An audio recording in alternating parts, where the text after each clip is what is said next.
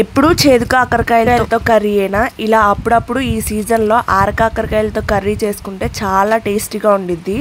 అది మేము బెల్లంతో చేస్తాము. బెల్లం ఆరకాకరకాయ కర్రీ. దీనికోసం ఆరకాకరకాయలు, ఉల్లిపాయలు మెయిన్ ఇంగ్రీడియంట్గా కావాలి. ఈ ఆరకాకరకాయ చాలా మందికి తెలిసి ఉండొచ్చు, కానీ కొన్ని ప్లేసెస్లో ఆకాకరకాయ అని పిలుస్తారు. ఈ కర్రీని పొడికారం వేసి చేసుకోవచ్చు, లేదా బెల్లం వేసి చేయొచ్చు. మేమైతే బెల్లం వేసి చేసాం.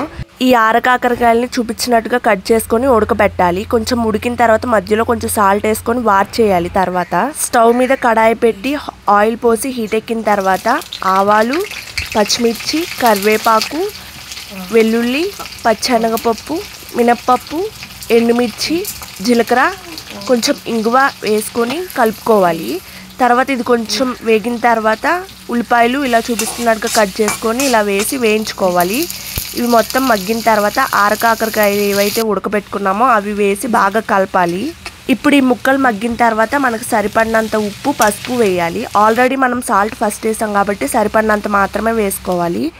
ఇప్పుడు ఇది 5 మినిట్స్ ఉంచిన తర్వాత మనకు సరిపడినంత బెల్లం వేసుకొని బాగా కలపాలి. బెల్లం దగ్గరికి వచ్చేంత వరకు ఉంచుకోవాలి. అంతే, ఇంకా ఎంతో టేస్టీ అయిన ఆరకాకరకాయ కర్రీ రెడీ అయిపోద్ది. అంతే వీడియో గైస్.